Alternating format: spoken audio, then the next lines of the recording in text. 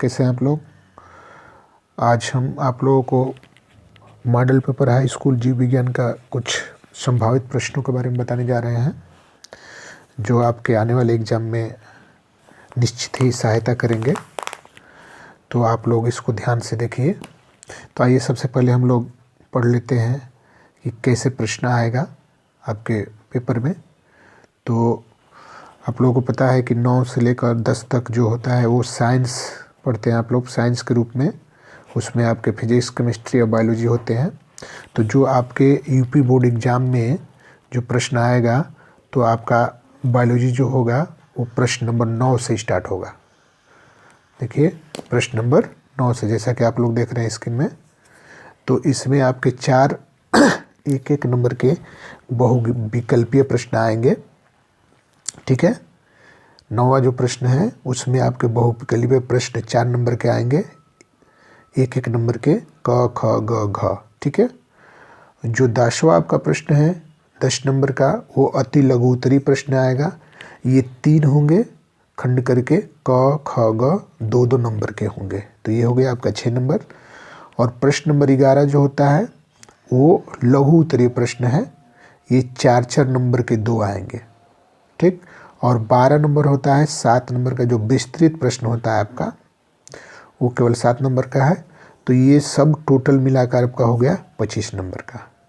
ये जानकारी थी जो आपके जीव विज्ञान से आएगा,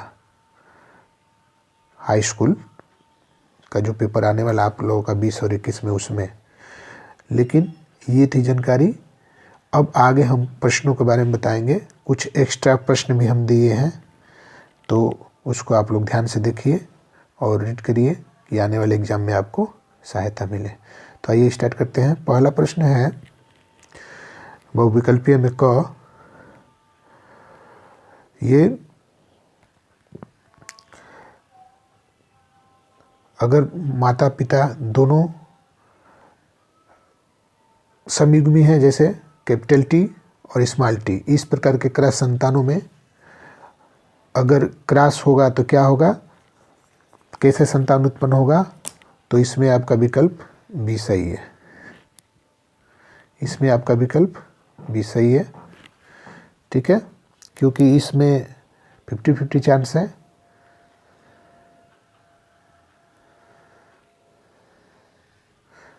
आइए आगे बढ़ लेते हैं। अगला है परागकोश में होते हैं। परागकोश में क्या होते हैं, वर्तिका। ठीक है, अगला कैंसर से हो सकता है, कैंसर हो सकता है ग।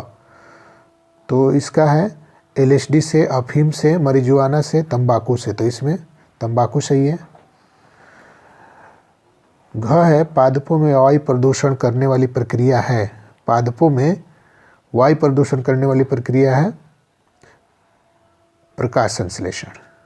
ठीक है, अब ये थे बहुविकल्पीय प्रश्न। कुछ हम और दिए हैं बहुविकल्पीय प्रश्न, अथवा करके इसको देख लीजिए। फिर से है मादा लिंग हार्मोन है। मादा लिंग हार्मोन है एस्ट्रोजन। ठीक है, ख है मनुष्य में अस्थायी दांतों की संख्या होती है। तो इसका विकल्प सही है डी 32। ठीक है, पीत रस स्रावित होता है, ये त्वचा से, यकृत से, अमाशय से, इसमें से कोई नहीं। तो पीत रस स्रावित होता है यकृत से। आपका विकल्प बी सही है।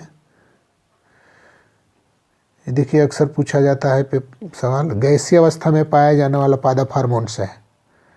गैसीय अवस्था में पाया जाने वाला पादप हार्मोन्स तो वो है एथिलीन। ठीक है, अब यहाँ से अगला प्रश्न होगा 10 का। देखिए इसको, प्रकाश संश्लेषण किसे कहते हैं, इस प्रक्रिया की रासायनिक अभिक्रिया का समीकरण लिखिए। प्रकाश संश्लेषण किसे कहते हैं, इस प्रक्रिया की रासायनिक अभिक्रिया का समीकरण लिखिए। ठीक है, अथवा लसिका के कार्यों को समझाइए। ठीक, ये क है, जैसा कि पहले बता चुके हैं कि प्रश्न 10 में आपके 3 होंगे।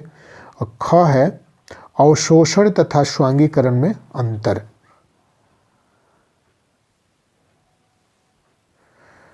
अवशोषण तथा स्वांगीकरण में क्या अंतर है, इसके बारे में आपको लिखना है। या प्रभावी व अप्रभावी लक्षण किसे कहते हैं।